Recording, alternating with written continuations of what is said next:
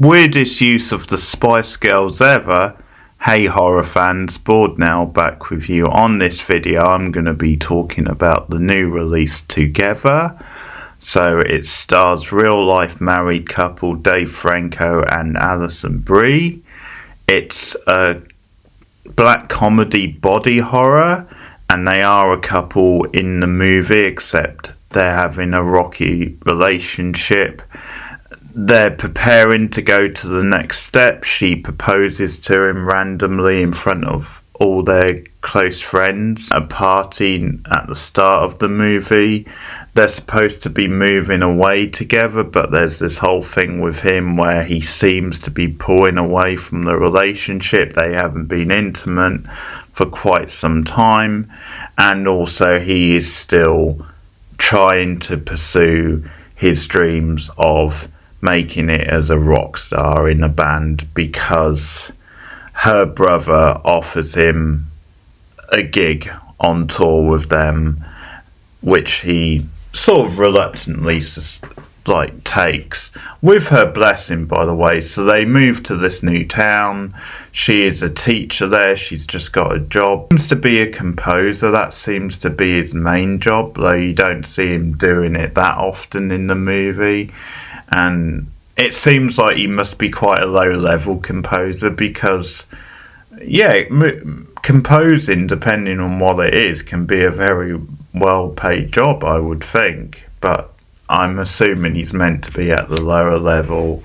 So he's still trying to hold on to that dream of making it in music, making it in a band. And that seems to be at least part of what the reason he's pulling away from this relationship.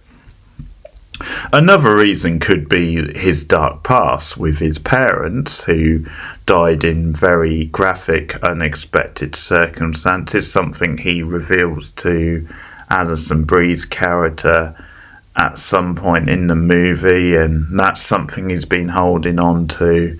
So it becomes this whole thing with their relationship, and you get this horror plot which slowly works its way in when they get trapped down in this cave overnight, and it turns out that cave was like a ritual site for this church in the past, and there was also this previous couple. And you start to get, I'm getting spoilers now, but you start to get this reveal about the water down in the cave, and how it's meant to be kind of like holy water, and that kind of is what leads to them starting to have this unhealthy like body horror type connection. I'd say I quite enjoyed this. I had a solid little time with it. Like, I don't think it's gonna blow me away, or I don't think it will blow you away. It's not the sort of movie which you're going to come out of and say that's one of the best movies of the year. It reinvented the wheel. It does have quite a quirky, nice little premise, which I don't think you've seen that often before. It's a funny thing with body horror, because I think it is this idea of, it's always poking at this kind of theme, this theme where it's to do with like humanity, and it's to do with human relations. But I guess you never had a body horror romance before, like dark romance relationship type movie. At least I can't think of one. It was quite tongue-in-cheek. It felt like it was a black comedy, and I think you come out of it saying, yeah, that was a solid time. There was some good laughs in there.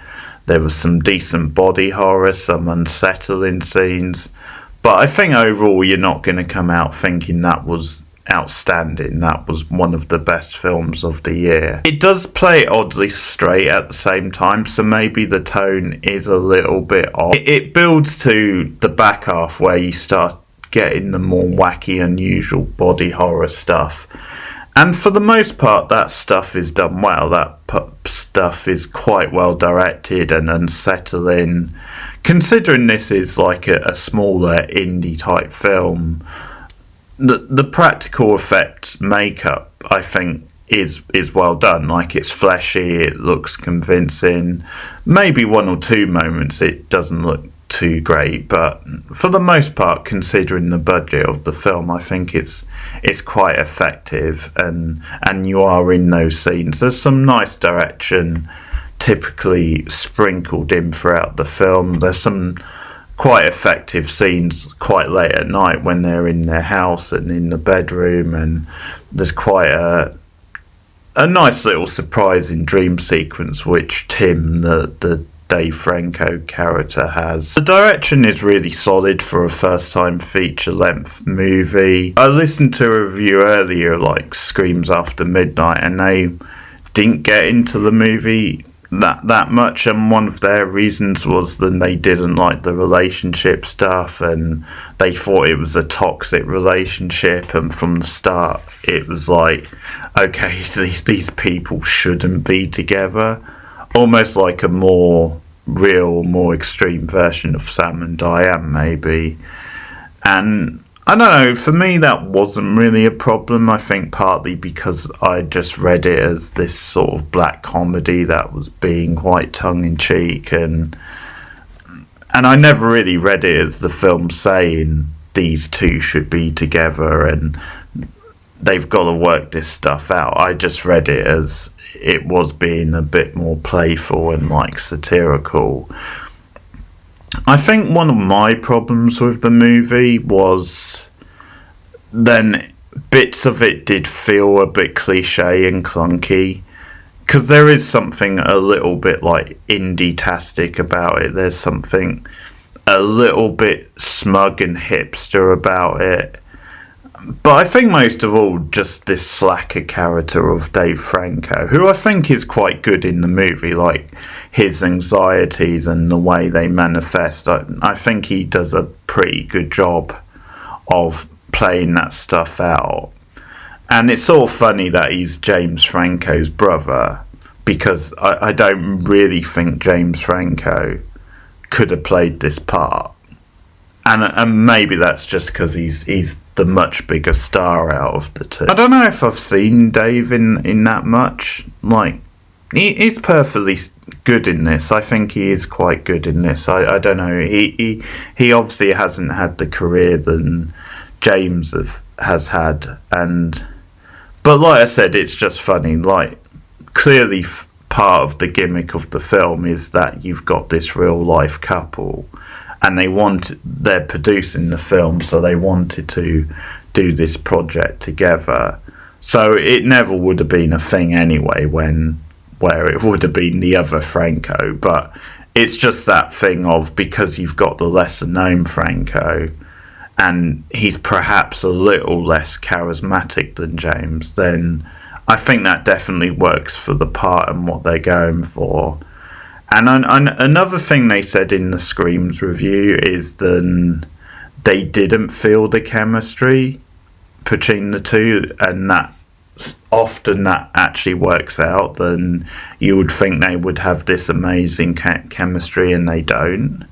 I actually disagree. I thought the chemistry was there. I thought the tension we were meant to be feeling in the relationship felt very realistic and natural, and that to me does come from the relationship or the chemistry which is there between the two actors. So there's definitely things to nitpick in the movie. There's certain cliches about the movie, and I think you could definitely say maybe there is a little bit of the tone being off at times, but I don't think the problem is really in the performances or the connection and the relationship.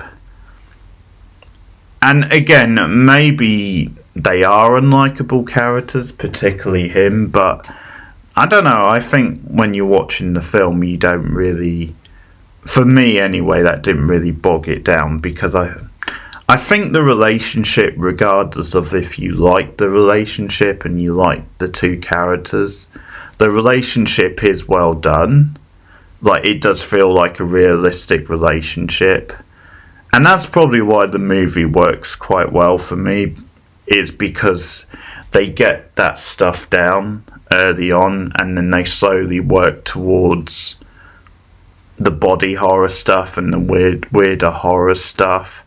And they definitely maybe could have got into some of that stuff sooner, because, for example, the scene down in the cave, which is a decent enough scene, but that probably drags on a little bit. The more awkward moments, which is a lot of the relationship in the movie, it feels very cringe, and I think it gets the cringe very, very well done, very effective, because like the scene when they have the neighbour over, he's either like the principal or another teacher at the school, and ultimately it turns out he's part of what's going on with this ritual, being like the villain of the film, which I kind of called very early on. He just always seemed like the sort of character who would turn out to be the villain.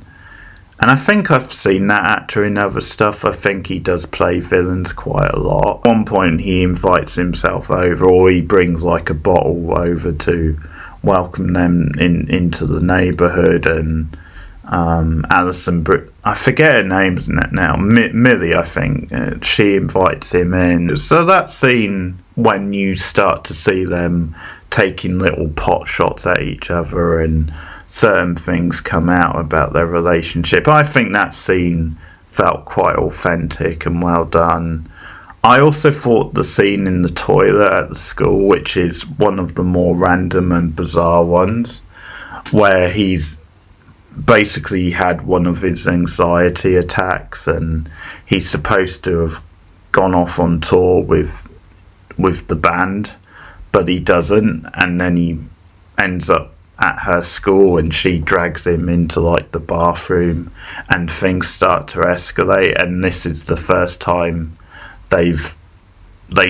well, I'm not going to say sleep together because of course they don't, but it's the first time they have sex in a very long time, and it's randomly in the toilet and they just give in to passions, but then naturally you get the body horror stuff where they're stuck together and they're trying to unstick each other, and she has to be very forceful at some point.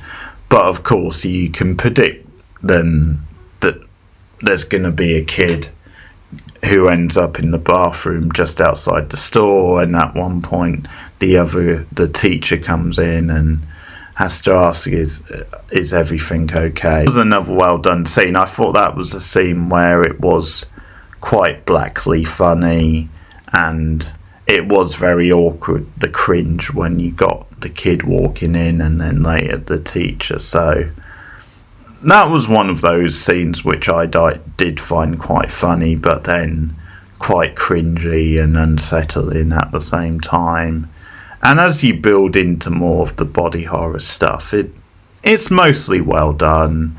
The backstory does get a little bit, I think, whatever at times, because they just keep adding bits on top of it, and the backstory isn't that interesting. But once again, I think in the context of you're not really meant to take this film that seriously, so the backstory about the curse and everything is just like, it feels quite generic, but it doesn't really feel generic in like an offensive way, in a way which is going to ruin the movie. I think the backbone of the movie is their relationship.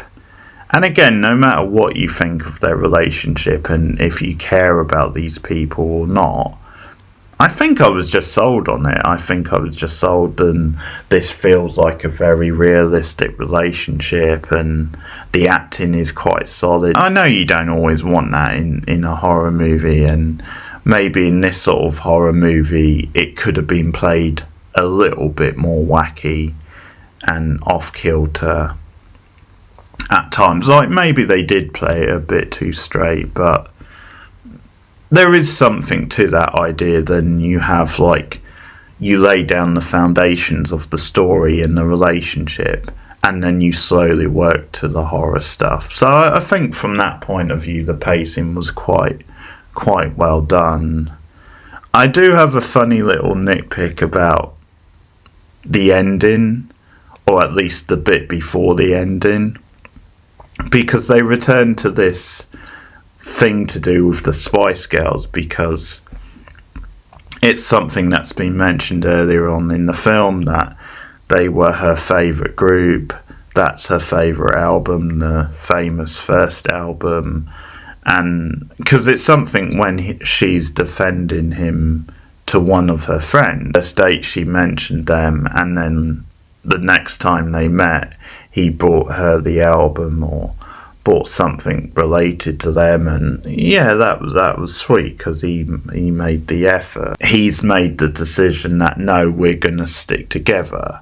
Literally, like, because at one point when things come to the crunch, she's willing to sacrifice herself. He literally molds their arm together, because she's got this wound where she got like attacked by the teacher. It's a romantic type scene where they dance for the first time, and he puts the Spice Girls album on. And so the nitpick I got about this is the needle drops straight into, it's almost like the start of the song, but I think it's meant to be like a second or two in, because you literally start on like the opening line of the song rather than having a few seconds of music before it. And that's my little nitpick with that scene, is because it's a vinyl record, he would have had to have been so precise just to like have the needle land on that right.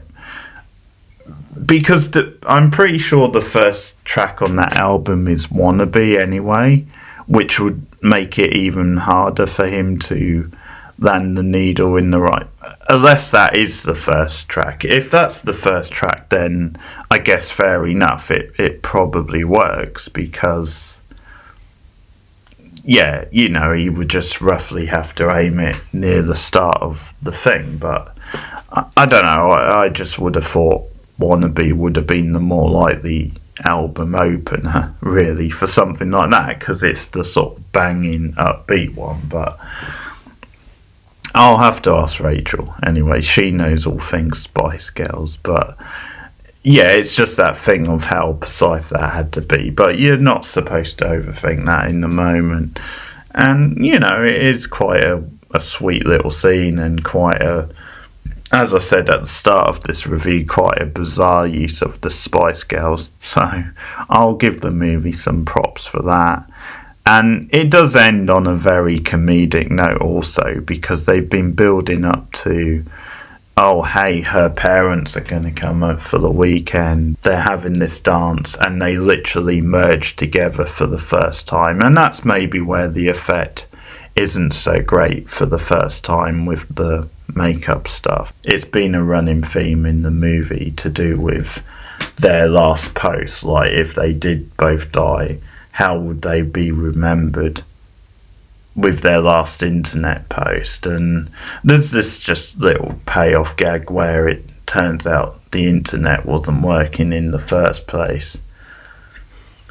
And I thought that was going to be the end of the movie, because I thought it's okay, it's just going to be a nice little romantic ending for them. Sort of like bittersweet in some way. Parents have shown up and they're ringing one of the bells, which is like the bells from this long lost church. And yeah, the gag at the very end is then you've got Dave Franco and Alison Brie combined.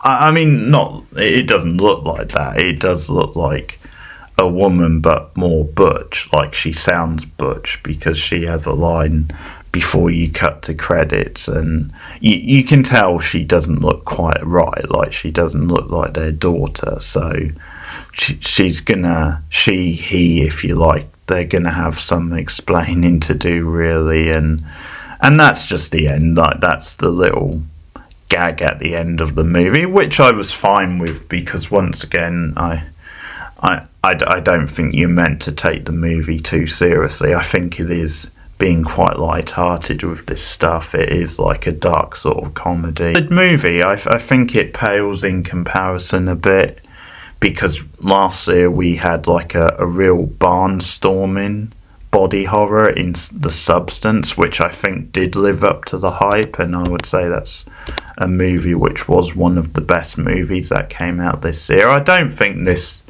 movie is going to have that sort of lasting impression, but I think a lot of it is down to the performances and the chemistry between the leads, and it does have, as I said, quite a unique premise. The direction is good. I think it's just there's some cliched stuff in there which drags it down, and maybe a slightly uneven tone. So overall, I don't think it reinvents the wheel, but I think it's a very solid, funny enough movie which I would probably rewatch without going too overboard with. So I'm going to give it a 7 out of 10. So nothing outstanding, but I would say it passes that sort of good mark for me. So that's my thoughts on Together. Let me know what you guys thought of it in the comments below. Like and subscribe as always. Share me out on social media. And of course, we are getting ever closer now to the spooky season of the year, October. And as always, I have plenty of special extra horror reviews planned for October. Some of them, at least one anyway, already available on Patreon. So if you want early access to that, then you can go on patreon.com/borednow and unlock that video before it goes public in October. And there will be other earlier stuff that goes up there. I'm starting to record those reviews that will go out to the public in October as well. And you can find a lot of different things that are coming up. There will be plenty of live streams in October, and there will be things like me and Madison where we've done like the Tales from the Crypt type reaction videos and commentaries and that kind of thing. So support the channel as a channel member on 3 different tiers. So the link to that is on the channel. I will link that in the description as well. But if you just want a more simpler way to support the channel, then like this video, share it out, subscribe as I said, and do comment on the review and on the film if you've seen it. But thanks for listening, everyone. Take care, keep watching horror. See you again soon.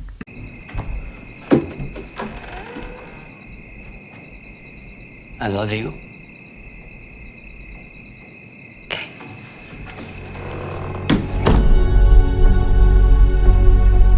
What's going on? I don't know. Since the move, Tim and I haven't been on the same page. Please. Do you love each other? Maybe we're just complacent. Imagine I do. I think about you day and night. It's only right. Well, you know, complacency can sometimes simply be So happy together. harmony.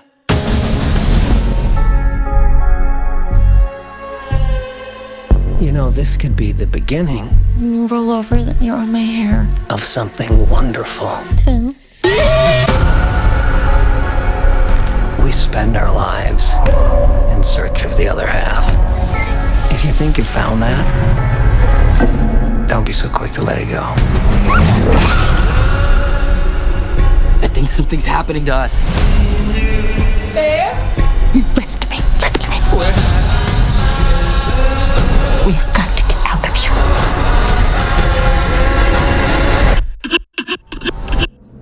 Now.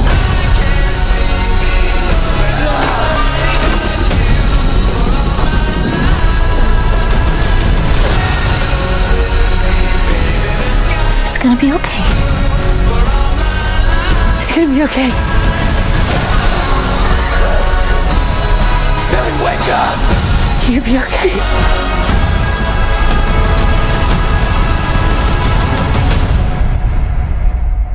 Whiskey for the pain.